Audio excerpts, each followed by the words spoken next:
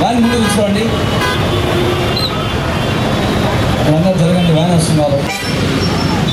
Simhapuri United carols 2024 సహోదరులందరికీ కూడా ముందస్తుగానే క్రీస్తు జయంతి పండుగ యొక్క శుభాకాంక్షలను తెలియజేస్తూ ఉన్నాం. సింహపురి యునైటెడ్ క్రిస్మస్ క్యారల్ ఈనాడు నిర్వహించబోతున్నాం. ఈ విధంగా క్రీస్తు జయంతి పండుగ యొక్క సంతోషాన్ని, ఆనందాన్ని మీ అందరితో కూడా పంచుకోవటానికి ఎంతగానో సంతోషిస్తున్నాం. అలనాడు దేవుని దూతలు ప్రకటించిన విధంగా ఇదిగో మన సర్వజనులకు కూడా ఎంతో ఆనందం కలిగించే శుభవర్తమానం ఏమిటనగా మనకు ఒక రక్షకుడు జన్మించి ఉన్నాడు. ఆయనే యేసుక్రీస్తు ప్రభు. మానవులైన మనందరి కోసం ఆయన జన్మించి ఉన్నారు. ఏ ఒక్కరు కూడా మినహాయింపబడలేదు. దేవుడు ఈ లోకమును ఎంతగానో ప్రేమించాడు. యోహాను సువార్త 3వ అధ్యాయం 16వ వచనంలో చెప్పబడుతూ ఉంది. ఈ లోకమును ఎంతగా ప్రేమించాడు అంటే తన ఏకైక కుమారుని మన మధ్యకు పంపి ఉన్నాడు. ఏ ఒక్కరు కూడా నాశనం చెందక ప్రతి ఒక్కరు కూడా రక్షింపబడాలన్నదే ఆయన యొక్క ఉద్దేశం. ఆయన మరి మేము ప్రకటించుటకు నీకు చేసిన ఈ యొక్క గొప్ప కృపని బట్టి నామములోనే పాప క్షమాపణ పొందిన బిడ్డలు రక్షణ పొందుతున్నానని దయచేసి hallelujah. Wish you happy merry Christmas.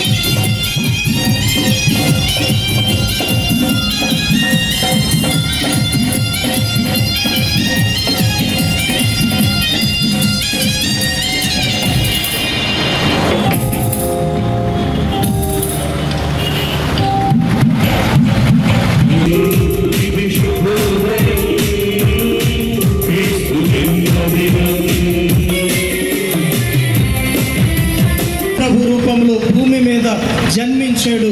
ఆ జన్మము ద్వారా దేవుడిస్తున్న సందేశం ఏంటంటే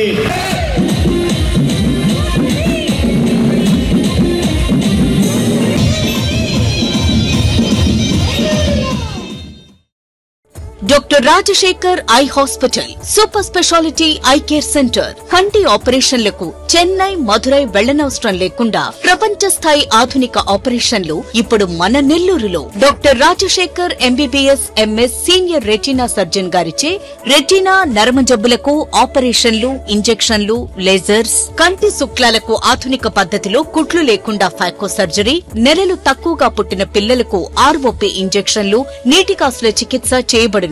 doctor ELS Jyothi MBBS MS senior cornea refractive surgeon గారిచే నల్లగుడ్డుపై పొర ఆపరేషన్లు, కళ్లజోడు లేకుండా లేజర్ ఆపరేషన్లు, కెరటోకోనస్ వ్యాధికి ఆధునిక చికిత్స, నల్లగుడ్డు మార్పిడి ఆపరేషన్లు, కంటి గాయాలకు, నల్లగుడ్డు ఇన్ఫెక్షన్లకు ఆపరేషన్లు చేయబడును. మా ప్రత్యేకతలు: latest laminar flow modern operation theatre, international standard machinery, lab, pharmacy సౌకర్యాలు మరియు అన్ని బ్రాండెడ్, నాన్ బ్రాండెడ్ కంటి అద్దాలు సకాలంలో బిగించి ఇవ్వబడును. Doctor Rajasekhar eye hospital, Satyasai భజన మందిరం ప్రక్కన 3వ మెయిన్ రోడ్, రామ్మూర్తి నగర్, నెల్లూరు.